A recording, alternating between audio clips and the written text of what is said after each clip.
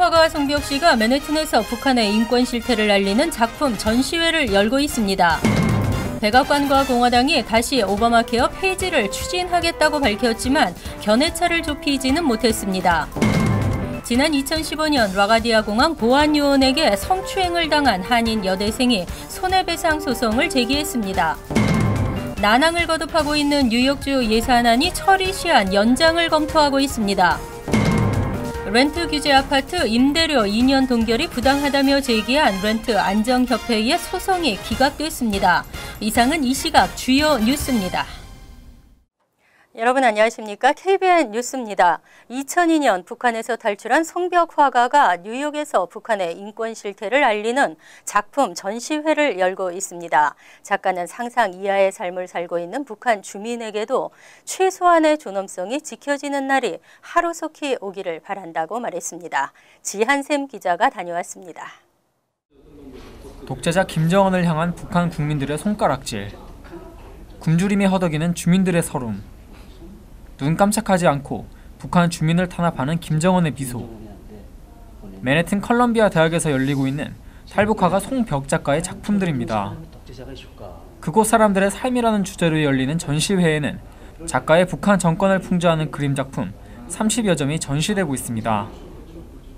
작가는 자신의 작품을 통해 북한 인권의 실상을 알리고 싶다며 북한에서도 인간의 존엄성이 지켜질 수 있도록 관심을 가져주길 당부했습니다. 세계인들한테 허소를 하고 북한 사람들의 삶의 변화, 이것을 변화시키고 생각하는 그 생각과 그 사람들이 자유를 찾을 수 있도록 뉴욕에서 제가 활발하게 전시를 하면서 전시장에서 가장 눈길을 끈 작품은 캔버스를 이어붙여 길이가 14m에 달하는 이 작품입니다. 군사 붕괴선을 시작으로 북한의 현실을 표현한 작품은 3대 세습으로 정권을 지키고 있는 김정은 정권 하에 북한 주민들의 참혹한 생활상을 생생하게 표현하고 있습니다. 특히 한국인으로서, 같은 한국인으로서 그렇게 가족들하고 멀어진다는 거를 너무 그냥 스토리로만 듣다가 그런 걸 겪으신 분이 제 앞에서 이렇게 이런 걸 얘기해 주시는 걸 들으면서 정말 너무 가슴이 많이 뭉클했고 그냥. 이번 전시회를 준비한 컬럼비아 대학 북한인권 동아리 CU 링크는 어제 작가 강연회 행사를 통해 북한의 실상을 학생들에게 전달했습니다. 송벽 작가의 뉴욕 전시회는 내일까지이며 이어서 워싱턴 DC와 시카고에서 개최됩니다. KBN 뉴스 지한샘입니다. 우리는 교과서적으로 포기하지 말자를 배우지만 때론 포기도 필요한 것 같습니다. 백악관과 공화당이 다시 오바마 케어 폐지를 추진하겠다고 불굴의 의지를 드러냈습니다. 진정 누구를 위해서일까요? 공화당이 오바마 케어 폐지 의지를 재확인한 것으로 28일 뉴욕타임즈가 보도했습니다. 24일 트럼프 대통령의 노력에도 불구하고 하원 본회의에서 결국 무산된 오바마 케어 폐지가 다시 재개될 것으로 보입니다. 백악관과 공화당 지도부는 포기는 없다며 이른 시일 안에 구체적인 행동에 나설 것이라고 선언했습니다. 하지만 방법적인 부분에서는 명확한 해법이 나오지 않고 있습니다. 라이언 의장은 새로운 오바마 케어 폐지 법안 내용에 대해서는 언급을 피하며 언제 법안이 마련돼 진행될지 여부도 밝히지 않았습니다. 라이언 의장은 당초 법안에 반대했던 의원들도 폐지 논의가 계속 이어지길 바라고 있다고 말했지만 여전히 당내 강경파와 중도파 의원들의 견해 차이가 존재하는 것도 문제입니다. 중도파 의원들 입장에서는 오바마 케어가 폐지되면 향후 10년간 2,400만 명 이상이 무보험자로 전락할 수 있다는 우려를 하고 있으며 강경파들은 건강보험 업계에 대한 규제가 완화돼야 한다는 입장을 고수하고 있습니다. 또 트럼프 대통령은 오바마 케어 환경 정책에 이어 교육 정책 지우기에도 돌입했습니다. 오바마 행정부의 흔적 지우기라는 비판이 이어지고 있습니다. 27일 트럼프 대통령은 신규 교사 연수 프로그램과 모든 학생 성공법을 폐지하는 법안에 서명했습니다. 트럼프 대통령은 학교의 자유를 장려하기 위해 관료 체제를 제거하는 것이라며 환영했습니다. 모든 학생 성공법은 2015년 오바마 행정부가 제시한 공교육 강화법으로 학생들의 학업성 지도를 평가해 저조한 실력을 보인 학교에는 연방정부가 재정 지원을 삭감하는 것이 핵심입니다. 또 새로 임명된 교사의 실력 향상을 위해 신규 교사 연수 프로그램에 등급을 매기도록 했습니다. 공화당은 그동안 이 법안들이 도를 넘는 과도한 행정의 전형이라며 비난했고 법안을 지지하는 민주당은 이 규칙을 폐지하면 저소득, 소외계층, 장애 학생들이 제대로 된 교육을 받기 어렵다고 주장했습니다. 법안 폐지는 상공회의소를 비롯 민간단체와 기업들도 반대하면서 난항에 부딪히자 백악관과 공화당은 의회 검토법을 이용해 가까스로 통과시켰습니다. 의회 검토법이란 전임 대통령이 퇴임 전 60일 이내에 도입한 규제들을 재검토할 수 있도록 규정한 법입니다. 지난 2015년 라과디아 공항 보안 요원에게 성추행을 당한 한인 여대생이 손해배상 소송을 제기했습니다. 어려운 싸움이 될 것이지만 끝까지 싸울 것을 밝혔습니다. 법무법인 김앤배가 연방법원 뉴욕 동부지법에 제출한 소장에 따르면 2015년 8월 교통안전청 요원 맥시 오크엔도가 한인 여대생 조모 씨에게 의도적으로 접근해 무기 소지가 의심되니 몸과 가방을 수색해야 한다며 남자 화장실로 데려가 신체 여러 부위를 만졌습니다. 하지만 조 씨는 검색대를 통과한 뒤였습니다. 이에 대해 당시 조 씨가 항의했지만 오크엔도는 아랑곳하지 않고 수색을 빙자한 성추행을 마친 뒤 용의자는 무기를 가지고 있지 않다고 보고를 한 것으로 드러났습니다. 사건 직후 조 씨의 신고로 체포된 오크엔도는 2급 감금과 3급 성추행 등 혐의로 체포 기소돼 교도소에 수감 중입니다. 김봉준 대표 변호사는 교통안전청은 국토안보부 소속이라 연방정부를 상대로 한 싸움이라 어려운 상황이라며 현재 항만청은 뉴욕 동부지법에 소송 기각 신청을 한 상태라고 밝혔습니다. 조 씨는 오크엔도의 징벌적 손해배상과 변호사 비용, 항만청의 부주의와 직원 관리감독, 태만으로 인해 입은 정신적 피해 배상 등을 요구했습니다.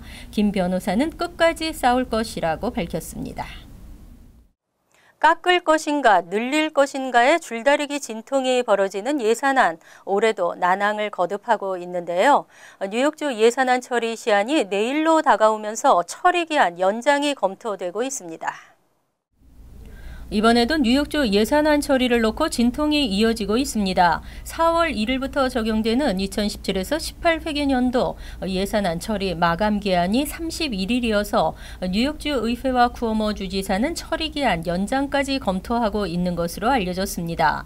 28일 데일리 뉴스에 따르면 주 의회는 차량 공유 서비스를 뉴욕시 외 지역에서도 허용할 것인지와 공립대 수업료 면제안, 성인 형사재판 기준 연령 상향 조정안, 421A 프로그램 부활 여부 등을 놓고 진통을 겪고 있습니다. 더욱이 이민자 보호 도시들에 대한 연방정부의 지원금 삭감 위협으로 뉴욕주도 직격탄을 맞을 것으로 우려되고 있는 상황입니다. 쿠오모 주지사는 트럼프 행정부가 앞서 공개한 예비 예산안에 따르면 뉴욕주는 최소 12억 달러의 예산이 삭감된다고 밝혔습니다. 특히 지난주 오바마 케어 대체 법안이 연방 하원을 통과했을 경우 추가로 70억 달러를 잃을 뻔했다고 지적했습니다. 지난 2010년 주지사와 주의회는 심각한 예산 진통을 겪으면서 주정부 폐쇄 위기까지 갔던 적이 있습니다. 예산안 처리 기한을 매주 표결에 붙여 연장하면서 8월까지 지연시켰습니다. 하지만 이 경우 최종 예산안이 나올 때까지 213명의 뉴욕주 의원들은 급여를 받을 수 없습니다.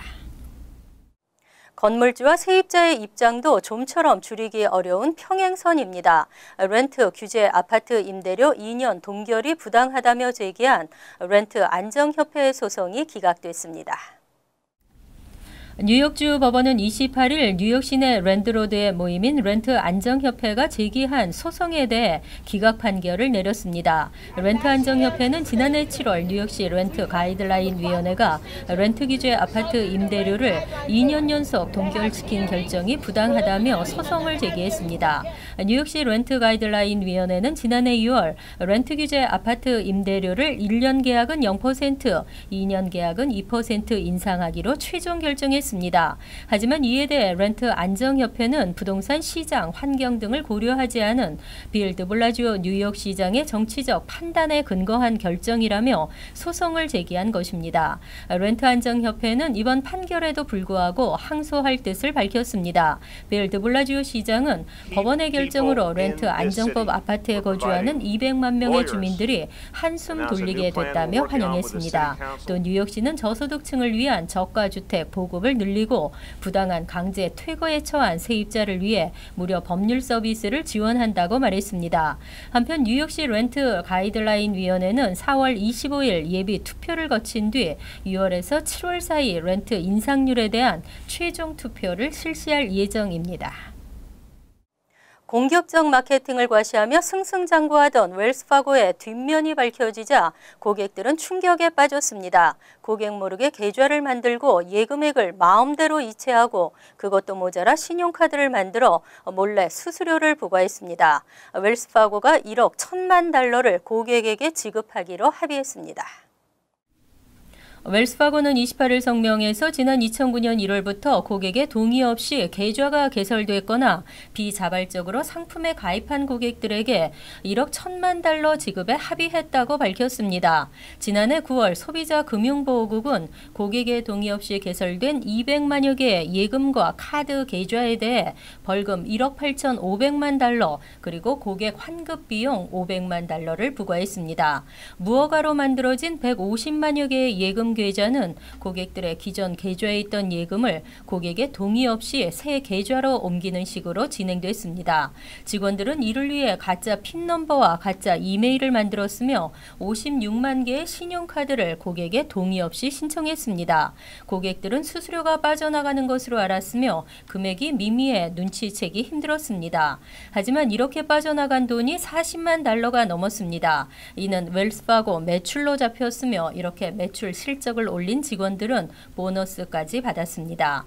이러한 수법은 공공연하게 벌어졌습니다. 하지만 결국 덜미가 잡혔고 이에 연루된 직원 5,300여 명이 대부분 해고됐습니다. 존 스텀프 최고 경영자 겸 회장도 사퇴하면서 커다란 파문을 불러일으킨 바 있습니다. 학생과 학부모들의 희비가 엇갈리는 3월입니다. 주요 대학들이 속속 일반 전형을 발표하고 있습니다. 주요 대학들의 일반 전형 발표가 본격 시작되고 있습니다. MIT는 미국을 포함해 62개국에서 총 1,438명을 최종 선발했습니다. 올해 지원자가 총 17,000명인 점을 감안하면 합격률은 8.4%로 지난해 7.8%보다 소폭 증가했습니다. 존스 홉킨스대는 총 26,578명이 지원했고 조기 전형에서 575명을 합격시켜 총 3,117명이 합격한 것으로 나타났습니다.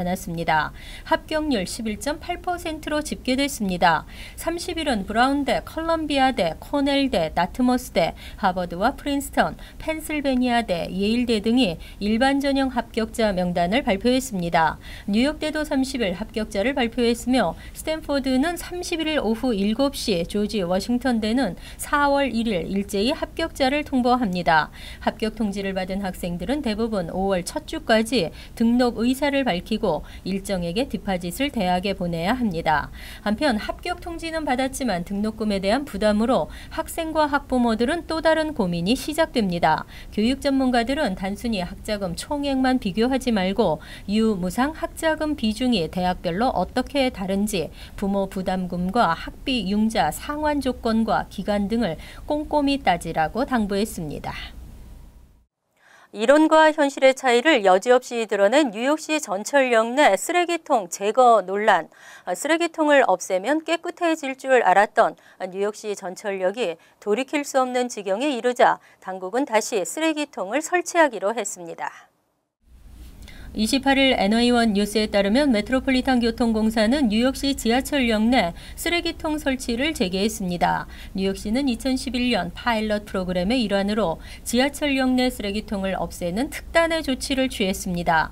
쓰레기로 인해 발생하는 쥐도 줄이고 역내도 깨끗해질 것으로 예상했지만 오히려 쓰레기는 늘고 승객들이 버린 각종 쓰레기가 지하철 선로에 쌓이면서 화재 위험만 늘어났습니다. 이 같은 역효과가 나타나자 결국 뉴욕시 10여 개 지하철역에 쓰레기통을 다시 설치하는 조치를 취했습니다. 쓰레기통을 줄이는 목적이 쓰레기 배출량을 줄이고 시민들은 이를 잘 지켜 쓰레기를 주머니나 가방에 보관하다가 집에 가서 버릴 것이라고 생각했지만 몰래 버리거나 곳곳에 쌓아두면서 더 많은 손해와 역효과가 발생했기 때문입니다. 쓰레기 무단 투기 단속이 어렵다는 점도 악용됐습니다. 한편 뉴욕시는 테러에 대비하는 차원에서 쓰레기통을 반투명 재질로 교체한 바 있습니다.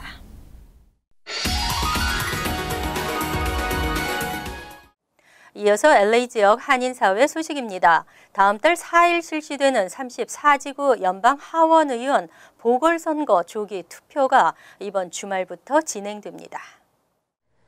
LA 카운티 선거관리국에 따르면 오는 4월 1일부터 이틀 동안 34지구 보궐선거의 조기 투표가 LA 일대 보일하이츠 시청과 에로요 세코 도서관 그리고 LA 한인타운 피오피코 도서관에서 일제히 실시됩니다.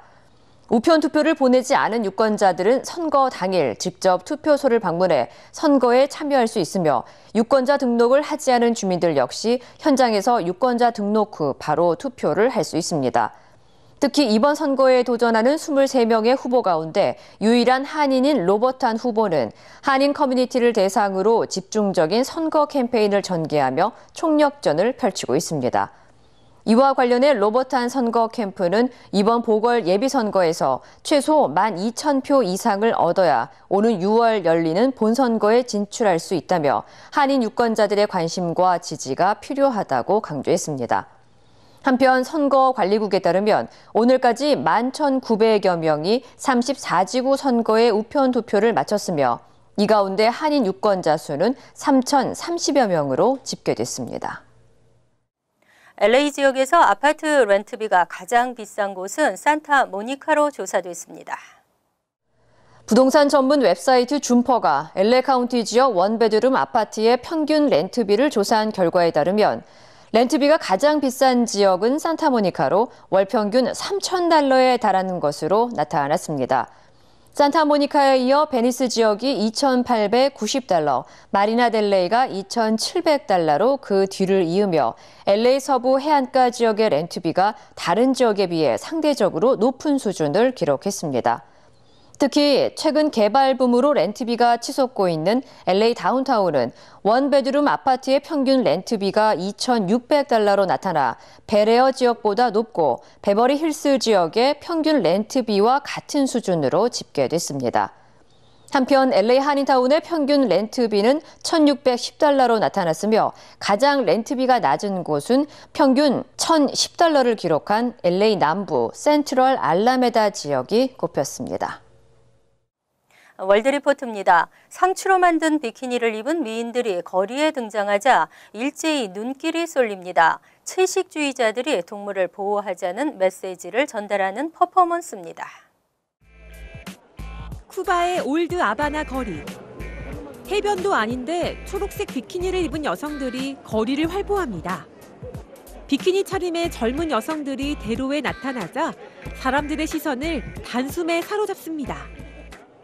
그런데 자세히 보니 단순한 수영복이 아니라 상추 잎으로 꾸며진 비키니입니다. 국제동물보호단체인 페타 회원들이 채식을 권장하기 위해 상추로 만든 비키니를 입은 겁니다. Así que en realidad no están perdiendo nada y pueden estar más saludables comiendo esos alimentos de plantas.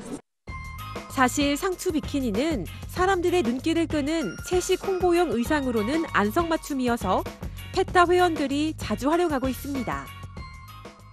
얼마 전엔 미국의 유명 여가수까지 상추 비키니를 입고 거리에 나와 팬들과 기념 촬영을 해 화제가 됐습니다. So it's better all around. It's better for you, it's better for the animals, and it's better for society. So go vegan. 이처럼 주목을 받기 위해 페타 회원들은 온몸을 활용합니다. 패션쇼가 열리면 비키니 차림에 악어 탈을 쓴 페타 회원들이 등장하고 대형 신발 상자 안에 팬티만 입은 여성들이 누워 피를 흘리는 모습을 연출하기도 합니다. 악어를 비롯해 동물 가죽으로 된 모든 제품을 반대한다는 퍼포먼스를 벌이는 겁니다. 심지어 동물 털이나 가죽으로 된 옷을 입지 말자며 알몸 여성들이 영하 20도의 혹한에 피켓 시위까지 벌입니다. So we'd rather go naked than wear leather. And we're asking shoppers to choose vegan leather instead of real leather to help us put an end to this cruel and unnecessary. 이런 시위 방식 때문에 너무 자극적이고 선정적이라는 비판이 끊이지 않고 있지만 페타 측은 사람들의 관심을 끌려면 어쩔 수 없다는 입장입니다. We know that very often the facts alone are not enough to get the media's attention. We do produce sexy ads to get people to our website. 페타처럼 온몸을 던져 여성 해방을 주장하는 여성단체 피맨도 가슴을 드러내는 시위 방식 때문에 비슷한 논란에 휩싸이고 있습니다. 이들은 미국의 트럼프나 러시아의 푸틴, 프랑스의 르펜 등 우파 정치 세력이 여성들을 억압하고 있다며 반대 시위를 벌이고 있는데 시위 때마다 가슴을 노출한 채 등장합니다. Political instrument. We say that my body is not working for patriarchy anymore. My body is working for my own liberation, for women's liberation. 페타나 피맨의 투쟁 방식이 여성을 눈요깃거리로 전락시킨다는 비판이 적지 않지만 이들은 사회적 관심을 끌려면 온 몸을 무기로 싸울 수 있다는 입장이어서 논란은 계속될 것으로 보입니다. 간추린 소식입니다. LA 한인타운에서 한국 여성을 망치로 무차별 폭행한 용의자 22세 양재원 씨가 한국에서 정신질환을 앓은 전력이 있었던 것으로 알려졌습니다. 용의자 가족들은 양 씨가 한국에서 정신질환 치료를 받은 기록이 있다고 LA 총영사관 측에 알렸습니다. 양 씨에 대한 재판 전 심리는 27일 열릴 예정이었으나 양 씨의 정신병력 기록 확보에 시간이 필요하다는 변호인의 요청에 따라 4월로 연기됐습니다. 뉴욕주 검찰은 28일 웨스트체스터 카운티 포트체스터에서 엘리사 풋을 운영하는 업주에게 법원이 징역 6개월을 선고했다고 밝혔습니다. 업주 파르토는 2014년 최저임금과 오버타임 수당 미지급 등 노동법 위반 혐의로 체포됐으며 법원 출두 명령과 보호관찰 규정 등을 위반해 가중처벌을 받았습니다. 이번 법원의 결정은 노동법 위반에 대한 사법당국의 강경한 처벌 원칙을 보여준 사례여서 업계를 긴장시키고 있습니다. 뉴저지주 인접해 있는 중소타운들 간 상호 통합할 수 있도록 허용하는 법안이 주의회를 통과했습니다. 법안은 뉴저지주 내 565개 타운 중 의회와 경찰서, 소방서 등 관공서를 통합함으로써 예산을 절감하고 주민들의 세금 부담을 줄이기 위한 취지로 민주당 의원들이 주축이 돼 마련됐습니다. 하지만 크리스티 주지사가 부정적 입장을 보이고 있습니다. 어린이 인기 젤리 장난감 슬라임을 가지고 놀다 화상을 입는 경우가 잇따라 발생하고 있습니다. 원인은 슬라임 제작의 주요 성분 중 하나인 보락스 때문으로 알려졌습니다. 의학 전문가 고메즈 박사는 보락스 성분 아니어도 지속적인 접촉이 화상이나 알러지 반응으로 이어질 수 있다고 밝혔습니다. 환율과 증권 소식입니다.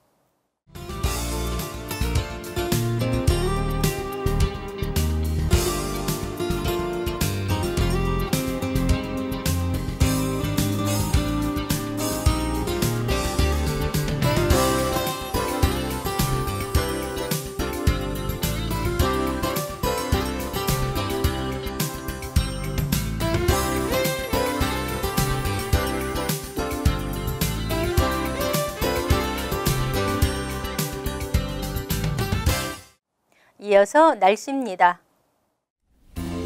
목요일은 가끔 구름이 끼는 대체로 화창한 날씨에 포근하겠습니다. 낮 최고 기온은 54도, 섭씨 12도, 밤 최저 기온은 42도, 섭씨 6도로 예상됩니다.